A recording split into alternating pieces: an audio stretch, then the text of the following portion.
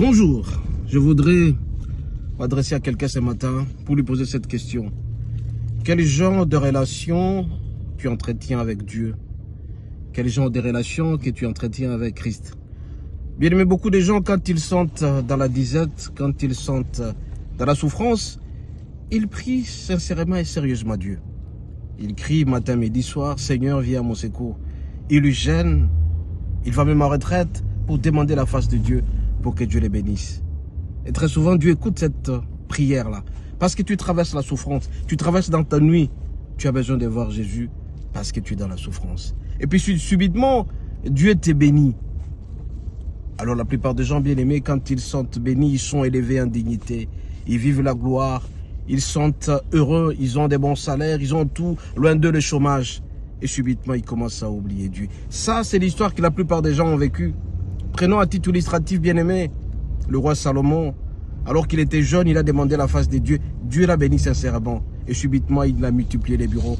Il est arrivé à 1000 femmes, dont 700 femmes à la maison et 300 concubines. Et aussi Osias, qui était un roi très très fort, très puissant, prospère. Il a eu l'argent. Et subitement, après 52 ans d'Iran, il a oublié Dieu. Salomon, quand il a été béni, après 20 ans, il oubliait Dieu. Il s'est donné aux femmes. Et subitement, il a tourné le visage. Et sa fin a été fatale.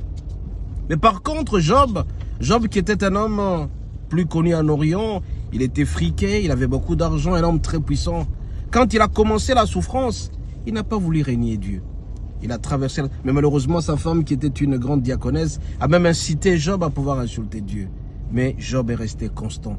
Alors je te pose la question, quels sont les genres de relations que tu maintiens avec Dieu? Quand tu es dans la souffrance, tu pries Dieu sérieusement, mais quand tu es dans la joie, tu oublies le Seigneur. Alors fais attention, tu dois rester constant. Parce que très souvent, Dieu peut être irrité de colère parce que tout simplement, tu t'es tourné contre lui. Et pour Salomon, ça a été le cas. Dieu l'a béni, 20 ans après, il a tourné les dos contre Dieu. Et notre Dieu était irrité. Et toi, ce matin, je te dis, mon bien-aimé, si tu es béni, Dieu t'élève en dignité. Fais un effort pour maintenir ce genre de relation.